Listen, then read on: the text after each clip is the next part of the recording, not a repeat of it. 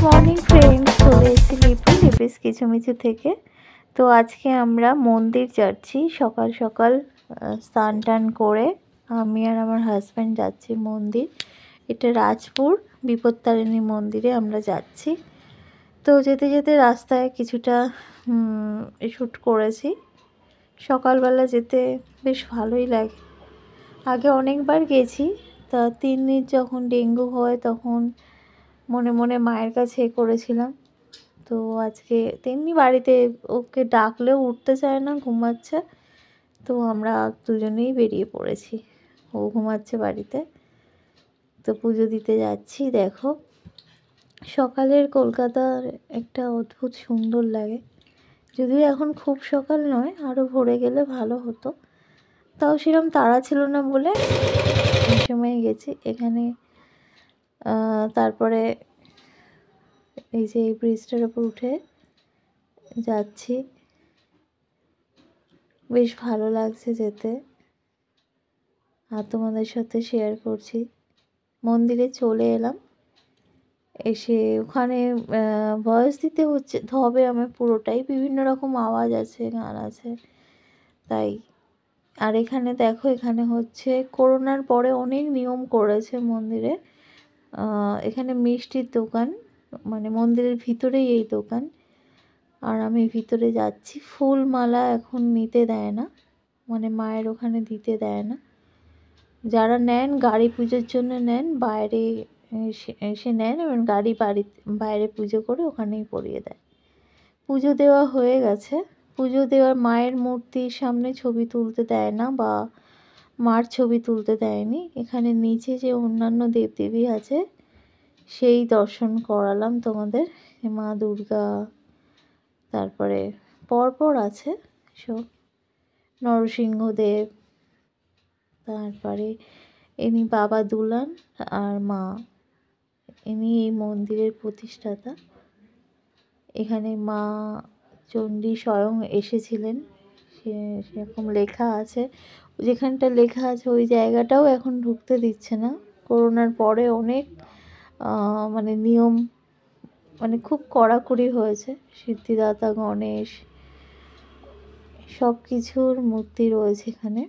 বিশাল বড় মন্দির, তোমরা যারা এসছো তারা তো জানোই, আর যারা আসোনি তারা দেখে নাও। আর আগে এত সুন্দর করে এরিয়াটা করা ছিল না, এখন বিশাল বড় করে সব কিছু করা হয়েছে।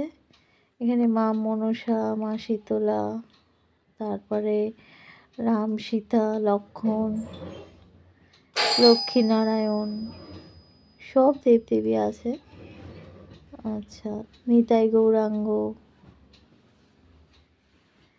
যদিও ছবি এখানে তোলা বারণ, তাও ফাঁকা ছিল বলে নিচতলাটাই করতে পড়েছে। কিন্তু মায়ের ছবি, মানে বিপত্তারিণী মায়ের ছবি তুলতে পারেনি, ওখানে তোলা যাবে না, বারণে আছে।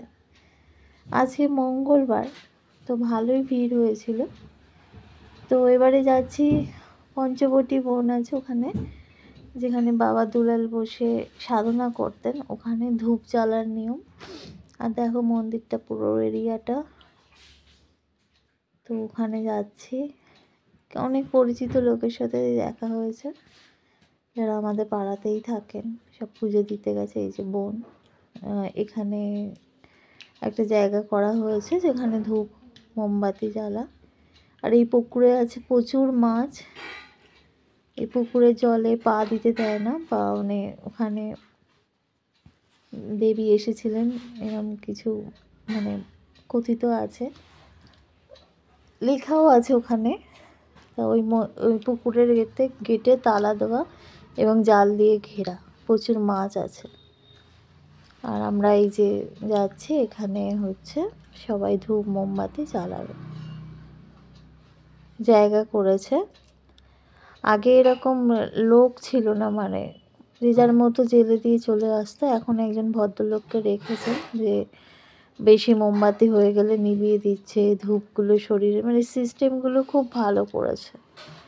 অনেককে তো বারণ করলেও শোনে না। এক এক জায়গায় এক বাচ্চার হাতে মোমবাতি ধরিয়ে দিয়েছে ওই যে ওই ভদ্রলোক, বয়স্ক ভদ্রলোক সব। যে যখন বেশি জ্বলে যাচ্ছে তখন নিভিয়ে নিভিয়ে বালিতে এক সাইড করে ফেলে দিচ্ছে। তো ওইভাবে এখানে সবাই জ্বালছে। আর এই ঝুড়িগুলো করে ভিতরে মিষ্টির দোকান থেকে নিয়ে যাওয়া হয় ফল মিষ্টি। এখন ফল টল ওনারা কিছু নেন না, পুজো হয়ে গেলে আমাদেরই দিয়ে দেয়। করোনার পর থেকে এই নিয়ম হয়েছে। আর এই যে দেখো বিপত্তারিণী চণ্ডীবাড়ির গেট এটা। তো এখন আমাদের হয়ে গেছে পুজো, বেরিয়ে আসছি। আর বেরিয়ে এসে এই যে এই দোকানটায় আমরা খেয়েছি লুচি তরকারি খেয়ে।